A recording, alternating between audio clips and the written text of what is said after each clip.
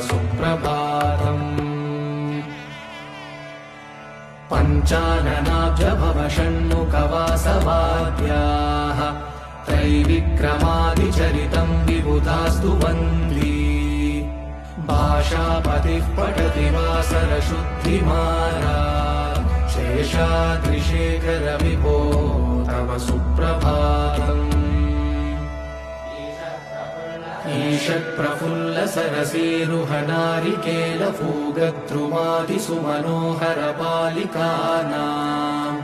आवादिमन्दमनिलः सह दिव्यगन्धैः शेषाद्रिशेखर विभो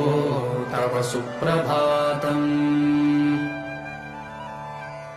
उन्मील्यनेत्रयुगमुत्तमपञ्जरस्थाः